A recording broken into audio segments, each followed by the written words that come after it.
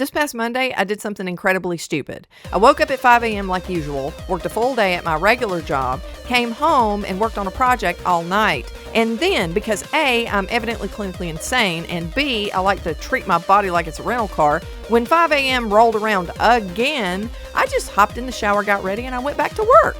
I just kept going and going and going. 42.5 hours and zero sleep. Now, in my old life, when I was a 220-pound walking pharmacy, this stunt would have sent me to the ER. I would have been begging for a morphine drip and a priest about that point. But this time, instead of a hospital visit, something terrifying happened. At the 35-hour mark, I got a second wind. Do you want to know how a chick with an AARP card accidentally taps into crackhead energy without the crack? Well, if you do, stick around because we're going to talk about it right here on Black Box Warning. I've got a lot to say, can't hold it in this time. Got no filter, I got no filter. No filter, I got no filter. No filter, I got no filter. No filter, I got no filter. Now look, let me be clear. I am not an advocate of this 42-hour bender, but I just want to describe to you why this is so insane. In my old life, I wasn't just tired or sick. I was a wreck. Living in that body was like riding an insane horse through a burning stable. I had severe arthritis, fibromyalgia, PTSD, insomnia. I was on narcotics for 17 years for pain management. Back then, if I missed even 2 hours of sleep, my body would shut down. I was fat, sick, and nearly dead. Staying up for 42 hours in my old life? Well, that wasn't an all-nighter. That was a one-way ticket to the morgue. So how did I pull this off without crashing? I wasn't on drugs. I was in deep ketosis. And I'm not talking about that fake gas station keto nonsense, those net carb cardboard bars that don't really work. I'm talking about the deep metabolic state that you get into when you actually heal your body with meat and fat. When I am in a deep ketosis, I do not just feel awake. I feel like a freaking superhero. That crackhead energy was my brain running on pure ketones instead of on the sugar roller coaster. My body wasn't fighting inflammation from the arthritis anymore. It wasn't fighting from the pain of fibromyalgia. So all of that energy that used to go towards just keeping me alive was suddenly available to work all night. My tank was full of premium fuel and my engine was clean. But and this is the most important part of this video, I am a dumbass. You're so dumb. You are really dumb. For real. Okay? So I wanted to put that on the record. And I want to get something else straight here. This was not insomnia.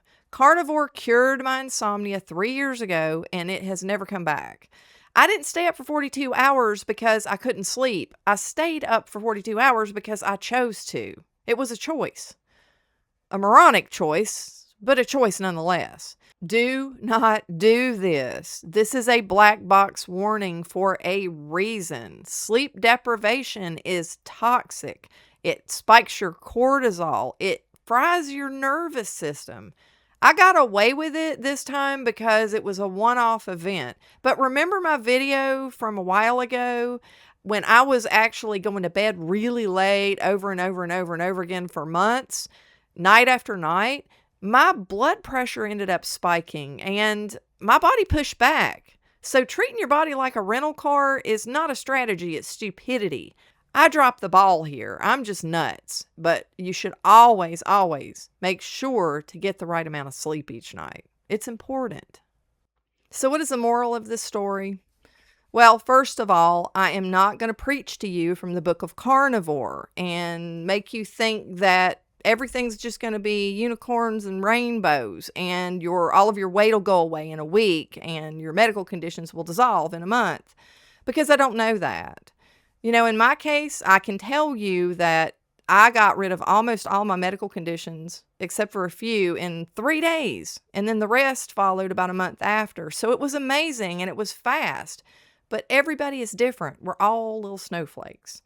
But the reason that I survived this particular insanity without crashing is because I fixed the equation. For me, it wasn't just about adding nutrient-dense meat and fat that I had been avoiding, but it was about a simple rule. All foods are whole foods. No boxes, no barcodes, just real fuel.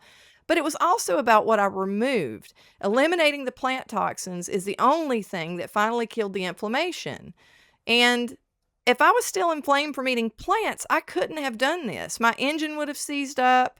I wasn't doing either side correctly before. I lacked the nutrients, and the plants kept me inflamed. I had to ditch the toxins that were breaking me and fuel up on the whole foods that built me back up.